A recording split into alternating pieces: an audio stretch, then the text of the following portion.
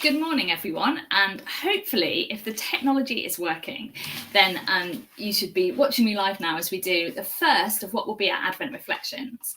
Over the weeks leading up till Christmas, on Monday to Saturday, we're going to do a short reflection each day. It'll be myself or a different member of the team, just giving us some things to think about for a few minutes as we head up to Christmas.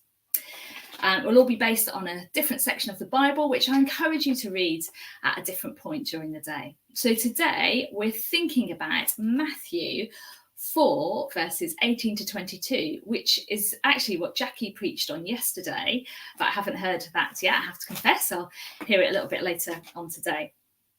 And each day you'll see someone with a box, and we're going to pull out something to help us think about the Advent message. So today, we're looking at Matthew 4, which is the calling of the first disciples. And I've got this as my object this morning, which is an egg timer. You'll be able to watch the sound go through, hopefully, if you can see that as we go through it. And that's because in this passage, the word immediately comes twice. We see the calling of the disciples when it's Simon and Andrew. They leave their nets immediately. And the response from James and John when they are mending their nets. Again, they immediately leave their boat. Now, for us, in a super busy world, particularly this close to Christmas, the word immediately is probably something that's in our everyday vocabulary. We expect to respond to situations in life immediately as soon as they happen.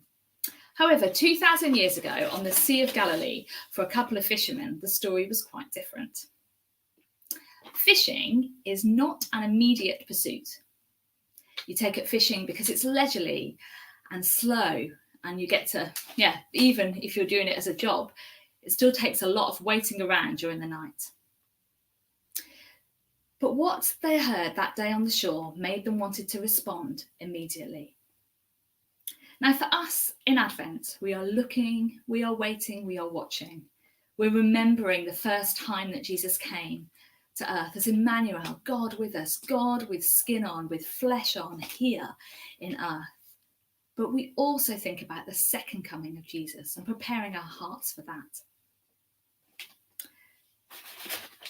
When Jesus turned to these fishermen and asked them to follow him, immediately they responded.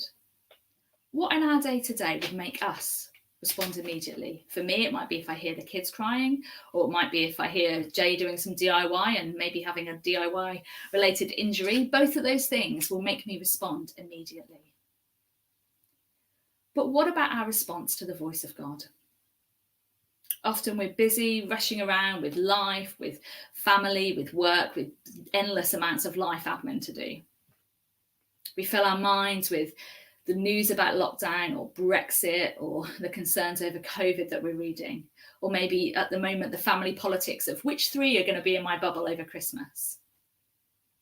And we don't make time to space to pause, to hear the deeper call which is happening as we're untangling the nets in our lives. Did you know between now and Christmas Day there are 589 hours left? It's the same for each of us. How are we going to spend those hours, though? Are we going to do it with the urgent untangling of the nets that are in front of us? Or maybe are we going to pause and reflect a little to hear the voice of the man on the shore who may be just offering us something that we want to respond to immediately? Let's take these hours between now and Christmas Day to think about our response to that. I'm going to pray.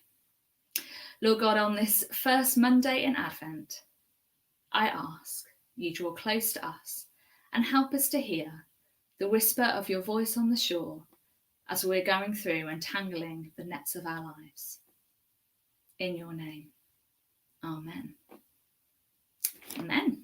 And tomorrow you'll see Steve.